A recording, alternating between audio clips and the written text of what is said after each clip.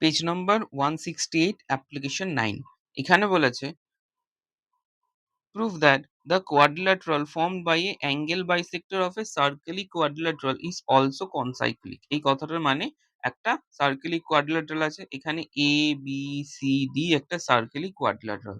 এই সার্কেলিক কোয়াড্রিল্যাটারালের প্রত্যেকটা অ্যাঙ্গেলের বাইসেক্টর গুলোকে যদি জয়েন করা হয় তাহলে যে কোয়াড্রিল্যাটারাল তৈরি হবে সেটা কনসাইকেলিক হবে, মানে সার্কেলের মধ্যেই থাকবে, সেটা আমাকে প্রুফ করতে হবে।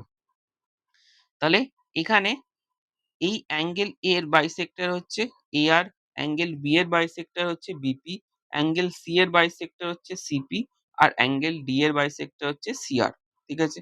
এই বাইসেক্টর গুলোকে জয়েন করলে এখানে দেখ PQRS কোয়াড্রিল্যাটারাল তৈরি হয়েছে। এই PQRS টাও সার্কেলিক কোয়াড্রিল্যাটারাল হবে, সেটাই আমাকে প্রুফ করতে হবে। তাহলে এই বাইসেক্টর গুলো হচ্ছে গিভেন এ থাকবে। আর এই PQRS ইজ এ সার্কেলিক কোয়াড্রিল্যাটারাল, সেটা হচ্ছে আমার রিকোয়ার্ড টু প্রুভ। তাহলে এখানে প্রুফটা কি করব? প্রুফ করার জন্য প্রথমে এখানে ইন ট্রায়াঙ্গেল ARD তে দেখব। ARD মানে হচ্ছে এই অ্যাঙ্গেলটা, এই ট্রায়াঙ্গেলটা ARD। ঠিক আছে? তাহলে এখানে কি জানি আমরা, তিনটে অ্যাঙ্গেলের সাম 180 হয়।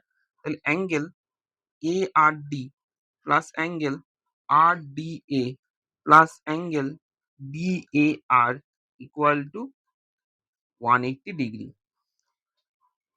ঠিক আছে? তাহলে এবার দেখ এই যে RDA আছে, RDA মানে হচ্ছে এই অ্যাঙ্গেলটা। তাহলে এই অ্যাঙ্গেলটা দেখ, আমরা কি দেখেছিলাম এই যে DR আছে সেটা বাইসেক্টর অফ অ্যাঙ্গেল D। তার মানে এই যে পুরো D অ্যাঙ্গেল আছে তার হাফ হচ্ছে RDA। মানে এই যে DR সেটা D অ্যাঙ্গেলটাকে দুটো সমান ভাগে ভাগ করেছে।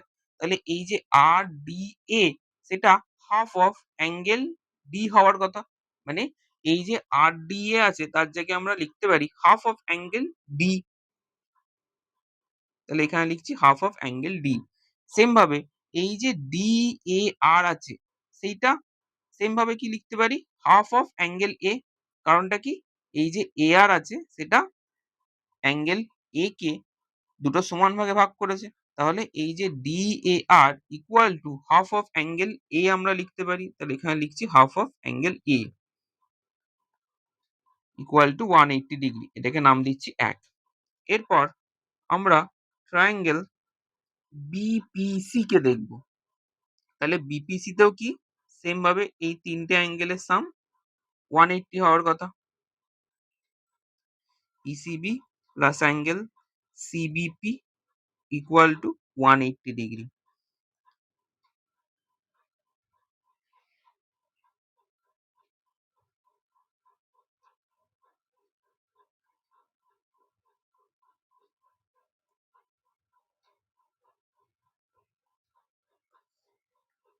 তাহলে এখানে দেখ এই যে PCB আছে,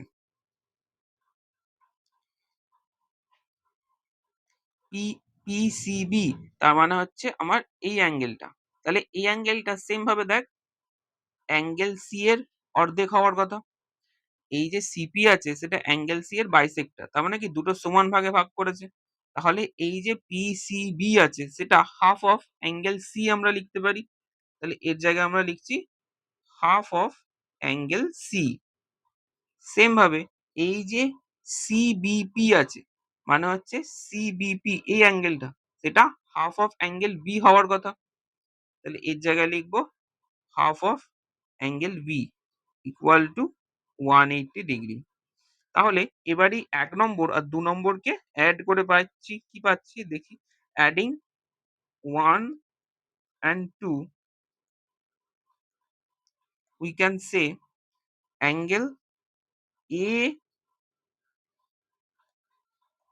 ARD plus half of angle D plus half of angle A plus angle BPC plus angle half of angle C plus half of angle B equal to 180 degree plus 180 degree.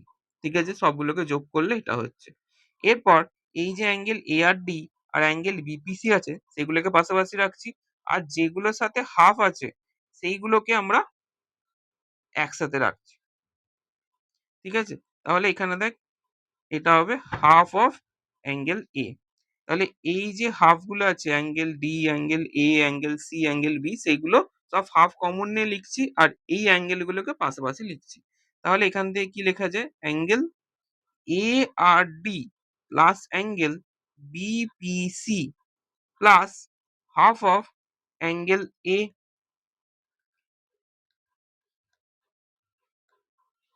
Angle A plus angle B plus angle C plus angle D equal to এগুলো যোগ করলে হয় 360 degree. তাহলে এই যে এ আর D আছে আর এই বি পি সি আছে সেইগুলো যেমন আছে তেমনই থাকছে।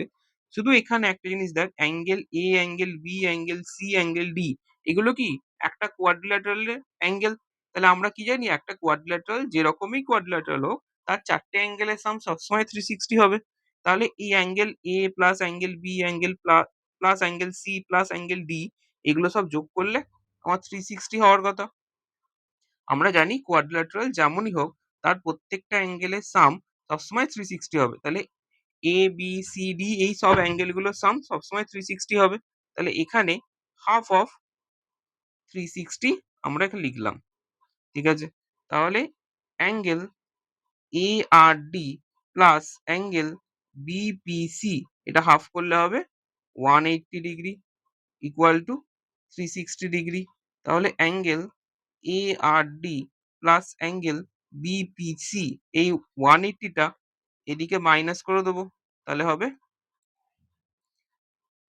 -180 ডিগ্রি। তাহলে angle ARD plus angle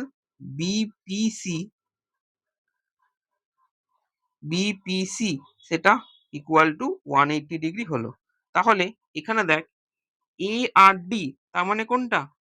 ARD মানে এই অ্যাঙ্গেলটা আর বিপিসি তার মানে কোনটা? এই অ্যাঙ্গেলটা। তাহলে এই এআরডি র জায়গায়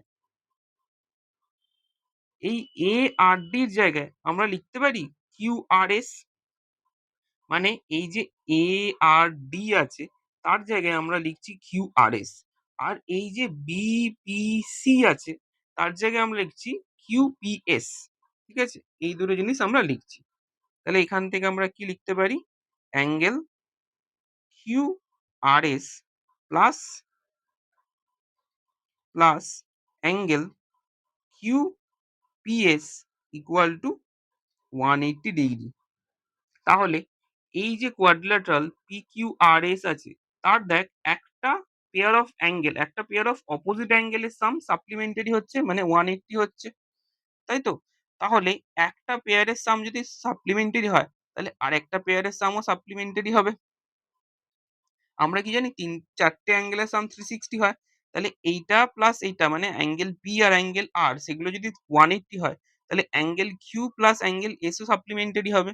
তাহলে এই দুটো অপোজিট সাইডের অ্যাঙ্গেল যদি সাপ্লিমেন্টারি হয় তাহলে সেটা একটা সার্কেল ইকুয়াড্রিল্যাটারাল হবে। তাহলে এই যে PQRS আছে সেটা একটা সার্কেল ইকুয়াড্রিল্যাটারাল হবে। তাহলে এরম করে আমরা প্রুফ করতে পারি যে thus two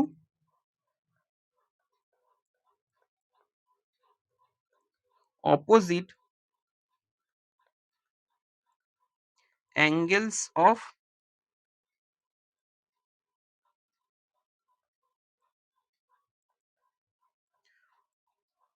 quadrilateral PQRS are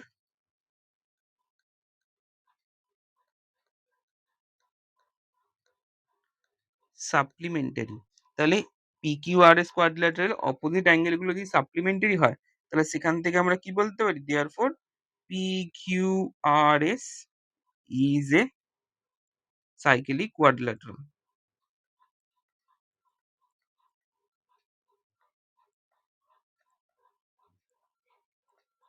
তাহলে এটা একটা সার্কেলিক কোয়াড্রিলাটারাল প্রুফ করা দরকার ছিল সেটা আমাদের প্রুফ হয়ে গেল।